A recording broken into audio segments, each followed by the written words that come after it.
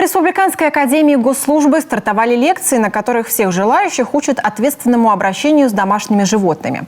Занятие – часть проекта «Социальный кинолог». Его инициатором стал депутат Госсовета Коми Виктор Бетехтин. Суть – привлекать профессионалов к вопросу воспитания питомца. Марина Ладанова подробнее о том, что значит завести собаку.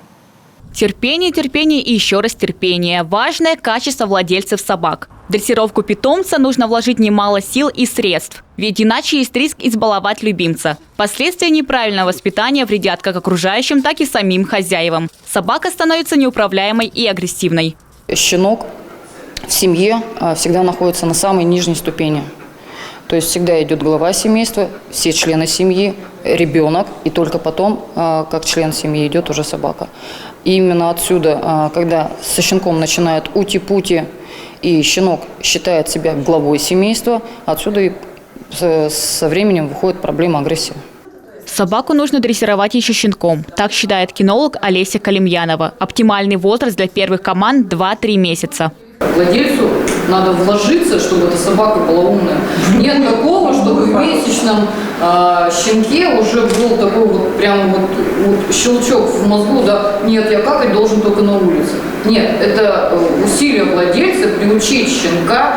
Однако такого правила придерживаются далеко не все. Многие люди берут питомца и откладывают на потом его воспитание. Некоторые и вовсе забывают про этот этап, считая, что сам по себе щенок вырастет послушной собакой. Это не так. Такие питомцы со временем могут стать неуправляемыми. Их приходится переламывать, и воспитательный процесс становится еще сложнее.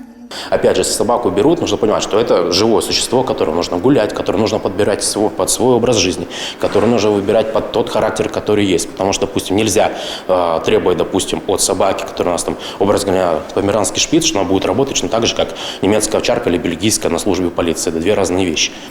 Кинологи советуют, перед тем, как взять собаку, нужно честно ответить себе на вопрос, зачем это нужно. Если просто поразвлечься на пару месяцев, то и не стоит заводить питомца. Брошенный человеком пес страдает не меньше человека. И неизвестно, как психика животного отреагирует на предательство. Важно понимать, это такой же член семьи, который требует внимания и заботы долгие годы.